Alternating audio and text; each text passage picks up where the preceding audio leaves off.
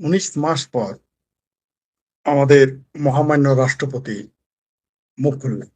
তিনি বলেছেন তাকে গৃহবন্দী করে রাখা হয়েছিল। তিনি বলেছেন তিনি প্রতিবন্ধী হয়েছিলেন। তাহলে বিষয়টা কি দাঁড়ালো? তার মানে দাঁড়ালো যে তারা একটি দেশের রাষ্ট্রপ্রধানকে গৃহবন্দী করে রেখেছিলেন।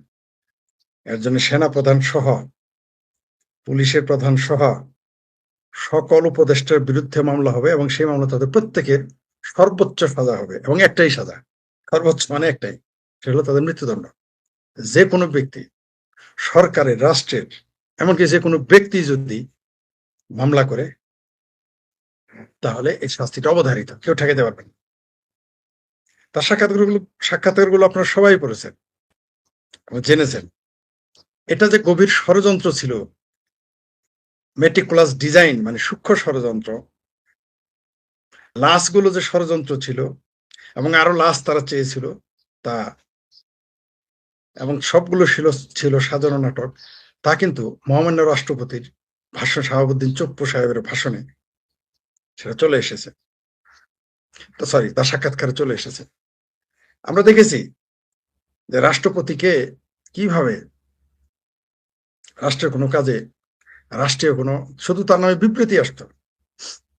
তিনি নিজে বলেছেন যে ক্রিকেটের দলকে তিনি শুভেচ্ছা জানাবেন, ক্রিকেট দলকে সেই সুযোগ তাকে দেওয়া হয়নি। তার উপরে ডক্টর ইউনূস খুব ক্ষেপা ছিল। কয়েকজন উপদেষ্টা তার জায়গায় বিচারপতিকে নিয়োগ দিতে চেয়েছিল। তার মধ্যে আমার এক ভাবির পোলার শ্বশুর নাকি বিচারপতি হয়েছে, সেটা মনে আছে তো? এটাই হচ্ছে বাংলাদেশ। আমরা বারবার বলে আসছি জুলাই একটি ষড়যন্ত্র। এই জুলাই একটা গভীর ষড়যন্ত্র। এই জুলাই সন্ত্রাসের মাধ্যমে যে মব সরকার ছিল এতদিন, যে আদম ব্যাপারী সরকার ছিল এতদিন, যে এনজিওগ্রাম সরকার ছিল এতদিন, সেটা দেশি বিদেশি ষড়যন্ত্রের ফসল। মহামান্য রাষ্ট্রপতির সাক্ষাৎকারের মাধ্যমে তা আবার প্রমাণ। তিনি যদি বেঁচে না থাকতেন আমরা এগুলো জানতাম না। তিনি সেটা প্রকাশও করে দিয়েছেন কিভাবে কি ঘটেছে। বিস্তারিত এখানে আলোচনা করা হয়তো সুযোগ নেই, অনেক লম্বা হয়ে যাবে, ভিডিওটা অনেক লম্বা হয়ে যাবে, তাই আমি সেদিকে যাচ্ছি না। ক্ষুদ্র ক্ষুদ্র কিছু কিছু বিষয় নিয়ে আমরা কথা বলি, অল্প অল্প বিষয় নিয়ে, দেখি কি আসে রেজাল্ট।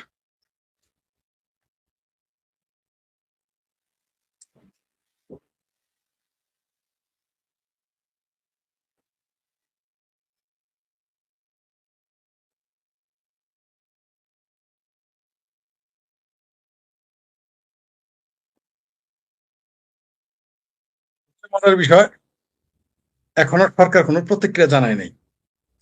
তারা বলেছে রাষ্ট্রপতির সাক্ষাৎকার পর্যালোচনা করে প্রতিক্রিয়া জানাবে সরকার, তথ্যমন্ত্রী বলেছেন। এই নয়া তথ্যমন্ত্রী এই কথাটা বলেছেন। তারা ততটুকুই জানাবেন যতটুকু তাদের সুবিধা হয়, কিন্তু থলের বিড়াল কিন্তু বেরিয়ে গেছে, বিড়ালের গলায় কিন্তু ঘন্টা বাঁধা হয়ে গেছে।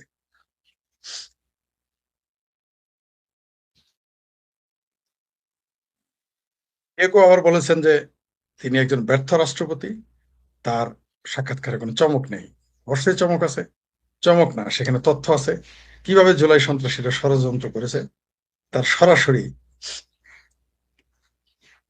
প্রমাণ তার এই সাক্ষাৎকারে পাওয়া যায়। বাংলাদেশে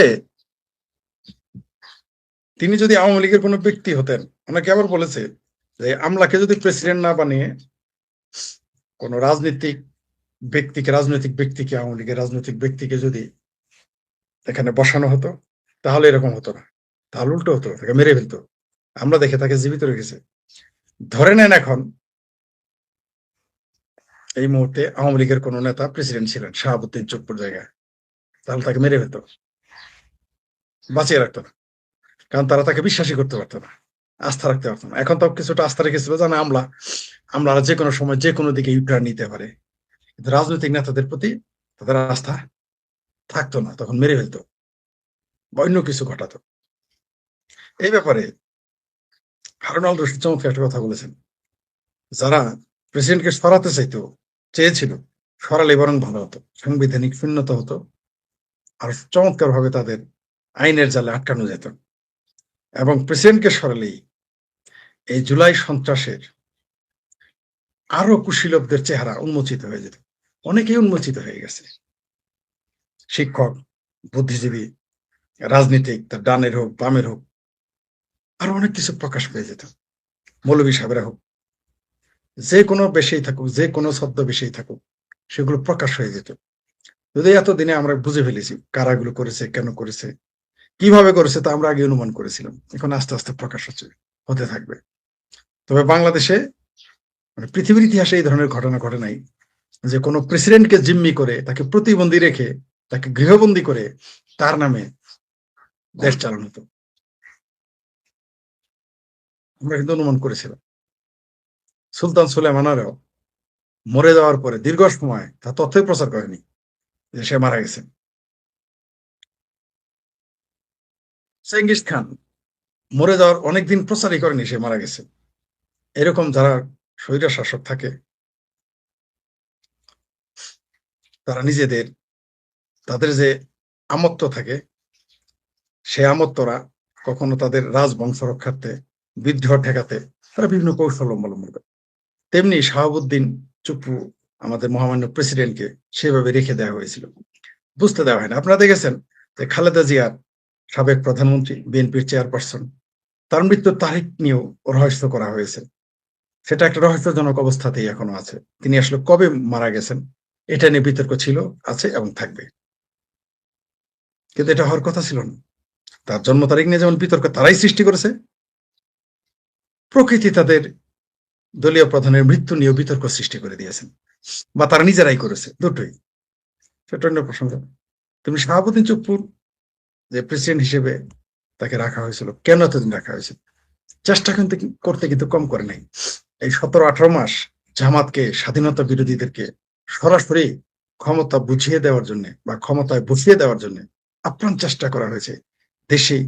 দেশি এবং বিদেশি ষড়যন্ত্রের মাধ্যমে তা কোনো অংশেই কম করা হয়, কিন্তু তারা শেষ মুহূর্তে নিশ্চিত হতে পেরেছে, বুঝতে পেরেছে যে যতই চেষ্টা করুক না কেন এই দেশের মানুষ স্বাধীনতা বিরোধী জামাতকে মেনে নেবে। তার জন্য তারা একটা তথাকথিত নির্বাচন দিয়ে, একটা আইএমএ জাহালিয়ার জায়গায় আইএমএ ইউনুসিয়া নির্বাচন দিয়ে সরে গিয়েছে। তারপর প্রেসিডেন্টের যে 19 মাস পরে যে সাক্ষাৎকার প্রকাশ হলো, সেখানে কিন্তু তিনি মানে বিস্ফোরক কিছু তথ্য আমাদের দিয়েছেন। এ কারণে গবেষণা হবে, মামলা হবে, আলোচনা হবে। আমরা জানি না আইন তার নির্দিষ্ট গতিতে চলবে কিনা। যদি নির্দিষ্ট গতিতে চলে, প্রেসিডেন্ট শাহাবুদ্দিনের যে বক্তব্য, যদি মামলা হয়, একজন উপদেষ্টা রক্ষা পাবে না, তাদের সকলের ফাঁসি হবে। এমনকি সেনা প্রধানেরা, আইজিপিরাও ফাঁসি হবেই। আপনি ঠেকা রাখতে পারেন। জুলাই সন্ত্রাসের কথা তো থাকলোই। সেই জুলাই সন্ত্রাসের মানুষকে হত্যা, সম্পদ হানি, পুলিশ হত্যা, সাধারণ নাগরিক হত্যা, জেলের ভিতর 19 মাস হত্যা, নির্যাতন, 32 নম্বরে বাড়ি ভাঙা, ইত্যাদি ইত্যাদি। হেন অপকর্ম নাই, হেন বর্বরতা নাই যেগুলো বিরুদ্ধে মামলা হবে না। ওগুলো ছাড়াই শুধুমাত্র এই আমাদের মহামান্য প্রেসিডেন্টের যে সাক্ষাৎকার, এটাকে বেস করে মামলা হলে এদের কারোরই রক্ষা হবে না, কেউ রক্ষা পাবে না, কোনো দেশ তাদের রক্ষা করতে পারবে না। তো আমাদের বাংলাদেশ আপাতত, হারুনুর রশিদ কিন্তু বলেছেন যে গৃহযুদ্ধটা শেষ হয়নি, কারণ এরা নেমে গেলেই অপারেশনটা হয়ে যেত। মনে করেন একটা ক্যান্সার থাকতো, অপারেশন হতো, ক্যান্সারটা এখনো আমাদের দেহের ভিতরেই থেকে গেল। আমরা আরো কিছু গুপ্ত জামাত, সুপ্ত জামাত, তাদের চেহারা দেখতে পেলাম না। যদি প্রেসিডেন্ট শাহাবুদ্দিন চুপ্পুকে যদি সরিয়ে দেওয়া হতো, হটিয়ে দেওয়া হতো, তাহলে হয়তো আমরা আরো কিছু ছুপা হওয়া জামাতি রুস্তম আমরা চিনতে পারতাম। তো আমার মনে হয় আর চেনার, নতুন করে ছুপা হওয়া রুস্তম দেখার দরকার নেই, সুপার আস্তম জামাত দেখার দরকার নেই। আমরা দেখে ফেলেছি যথেষ্ট। নতুন করে দেখার আর কি আছে? এরা কখনো আওয়ামী লীগের, ছাত্রলীগের লুঙ্গি হেলমেটের ভিতরে থাকবে, কখনো বিএনপির পকেটে থাকবে। এরপরে হয়তো দেখা যাবে যে আবারও তারা আওয়ামী লীগের আঁচলে চলে আসার চেষ্টা করবে, বরাবর যা তারা করে এসেছে। কিন্তু এখন আমাদের সচেতন হতে হবে। দুঃখিত, প্রেসিডেন্ট শাহাবুদ্দিনের সাক্ষাৎকারের পরে তারপরেও যাদের সন্দেহ আছে যেটা ষড়যন্ত্র হয় নাই, তাদের নিয়ে আমার কিছু বলার নাই, কেবল তাদের প্রতি রইলে ক্রাশ করো না। একটা প্রেসিডেন্টকে আপনি গৃহবন্দী রাখলেন, যেখানে আমার ভাবির পোলারা যা বললো তাই হয়, যেখানে গিদর ফারুকি যা বলে তাই হয়, যেখানে আসিফ সার যা বলে তাই হয়, যেখানে আমেরিকা এবং ফ্রান্স থেকে 2 ইউটিউবার যা নির্দেশ দেয় তাই হয়, তখন একটা দেশের প্রেসিডেন্টকে সাক্ষাৎকার দেওয়া তো দূর, তার সামনেই আসা, তার প্রকাশ্যে আসাই নিষিদ্ধ ছিল। সরাসরি সংবিধান বিরোধিতা, সরাসরি রাষ্ট্র বিরোধিতা। তাই যারা আইন বুঝেন তাদের উচিত এগুলো আইনের আওতায় আনা, মামলা করা, তাদেরকে আইনের কাঠগড়ায় দাঁড় করানো। এই মানুষ হত্যাকারী, সংবিধান কাটছাট করা, সংবিধানে হাত দেওয়া, যারা বলছে সংবিধান ছুড়ে দিবে, যারা বলেছে জুলাইয়ের চেতনাই হচ্ছে মুক্তিযুদ্ধের চেতনাকে ধ্বংস করা, এই সকল বদমাইশদের অবশ্যই কাঠগড়ায় দাঁড় করাতে হবে। এদের যদি আমরা বিনা বিচারে যেতে দেই, এদের যদি আমরা বিনা চ্যালেঞ্জে ছেড়ে দেই, তাহলে এই বাংলাদেশ আর বাংলাদেশ থাকবে না।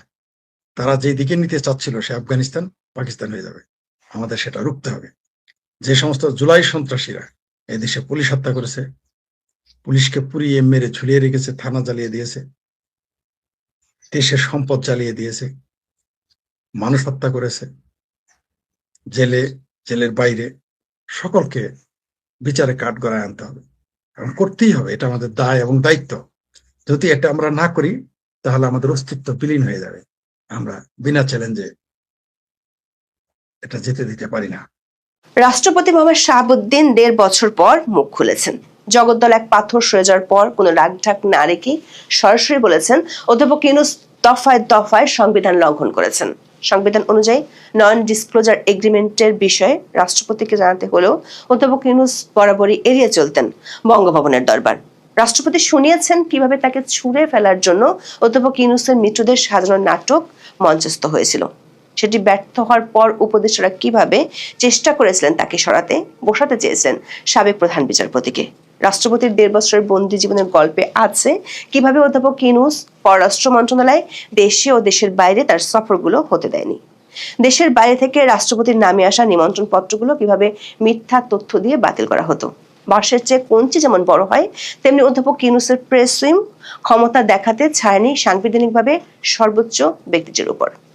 রাষ্ট্রপতির ভাষায় ডক্টর ইউনূসের প্রেস উইং তাকে প্রতিবন্ধী বানিয়ে রেখেছিল, কেড়ে নিয়েছিল প্রেস টিমের সুবিধা। গত শুক্রবার রাতে বঙ্গভবনে রাষ্ট্রপতির কার্যালয়ে দৈনিক কালের কণ্ঠকে দেয়া এক সাক্ষাৎকারে এসব কথা বলেছেন বাংলাদেশের রাষ্ট্রপতি মোহাম্মদ